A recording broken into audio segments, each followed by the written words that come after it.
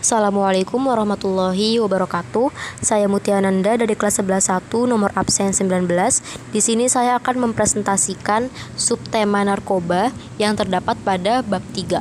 Nah, jadi narkoba merupakan singkatan dari narkotika, psikotropika, dan bahan-bahan adiktif. Jenis-jenis narkotika itu yang pertama ada morfin, yaitu alkaloida yang terdapat dalam opium yang bentuknya serbuk putih. Yang kedua adalah putau, yaitu nama jalanan dari heroin. Di pasar gelap, heroin itu dipasarkan dalam beragam bentuk yang dicampur dengan bahan-bahan lainnya, seperti gula, coklat, tepung, susu, dan lain-lain. Selanjutnya ada lagi jenis-jenis narkotika, ada ganja, cimong, marijuana, dan cannabis sativa. Selanjutnya ada kokain, yaitu alkaloida dari jenis tumbuhan Erythroxylon coca. Kokain ini menjadi narkoba yang sangat membahayakan sebab dampak ketergantungannya sangat tinggi. Selanjutnya adalah opium, yaitu getah dari kotak biji tumbuhan Papaver somniferum yang belum matang. Selanjutnya ada jenis-jenis psikotropika. Yang pertama adalah amfetamin dan ATS, seperti kokain, kafein, nikotin, dan catin. Digunakan manusia sebagai sarana mengatasi ketenangan jiwa. Yang kedua ada sabu. Lalu yang ketiga obat tidur atau obat penenang seperti Nipam, Megadon, dan pil BK.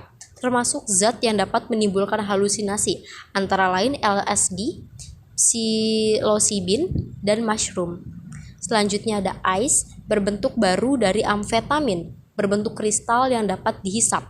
Dan yang terakhir ada inhalansia, seperti aerosol, bensin, perekat, solven, dan butil nitrites atau pengharum ruangan. Selanjutnya ada jenis-jenis zat adiktif. Yang pertama ada nikotin. Nikotin merupakan bagian dari tembakau. Setiap satu batang rokok terdapat 1,1 mg nikotin, sementara nikotin tersendiri menjadi stimulan susunan syaraf pusat. Yang kedua ada alkohol. Di dalam alkohol ini ada yang namanya etanol, dan kadar alkohol ini diperoleh dari fermentasi. Di antara alkohol yang sangat beracun adalah metil alkohol. Nah, penyalahgunaan narkoba merupakan gangguan perilaku dan perbuatan antisosial seperti berbohong, membolos, malas, seks bebas, mencuri, melanggar aturan, tidak disiplin, merusak, melawan orang tua dan guru, suka berkelahi, dan juga suka mengancam. Nah, terdapat data yang didapat dari petugas sepanjang 2011, narkoba yang diperkirakan lolos jauh lebih besar. Data BNN menunjukkan 49,5 ton sabu, 140 juta butir ekstasi, 242 ton ganja, dan hampir 2 ton heroin lepas dari jerat petugas sepanjang 2011. Di sini terdapat macam-macam upaya pencegahan dan pengobatan dari efek narkoba.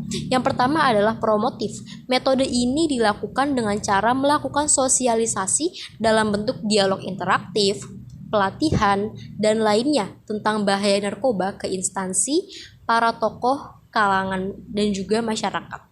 Yang kedua, preventif. Kampanye anti penyalahgunaan narkoba. Penyuluhan seluk-beluk narkoba berbeda dengan kampanye yang hanya bersifat pendidikan dan pelatihan kelompok sebaya. Yang ketiga adalah kuratif. Metode ini adalah suatu kegiatan atau serangkaian kegiatan pengobatan yang ditujukan untuk penyembuhan, mengurangi, bahkan mengobati rasa sakit seperti sakau akibat penyalahgunaan narkoba. Dan yang terakhir adalah rehabilitatif. Program ini disebut juga sebagai upaya pemulihan kesehatan jiwa dan raga yang ditujukan kepada penderita narkoba yang telah lama menjalani program kuratif. Tujuannya agar ia tidak lagi memakai dan bisa bebas dari penyakit yang ikut menggerogotinya karena bekas pemakaian narkoba.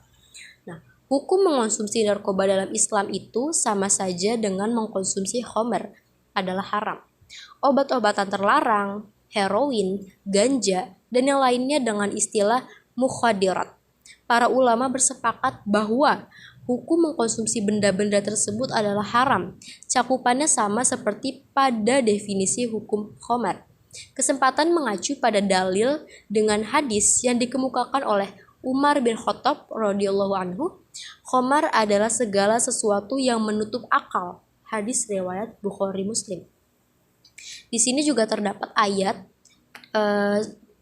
dalam surah Al-Maidah ayat 90 yang berbunyi seperti ini. Bismillahirrahmanirrahim.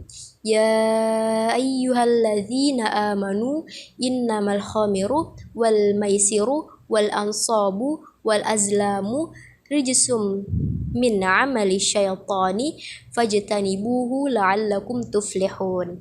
Yang artinya adalah, wahai orang-orang yang beriman, sesungguhnya minuman keras, berjudi, berkurban untuk berhala, dan mengundi nasib dengan anak panah adalah perbuatan keji dan termasuk perbuatan syaitan.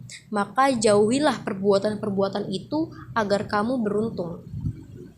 Dan yang terakhir juga ada dalam surah An-Nisa ayat 29. Berbunyi seperti ini. Bismillahirrahmanirrahim. Wala taqtulu anfusakum innallaha kana bikum rahima. Artinya, dan janganlah kamu membunuh dirimu. Sesungguhnya Allah adalah Maha Penyayang kepadamu. Terima kasih. Syukron. Wassalamualaikum warahmatullahi wabarakatuh.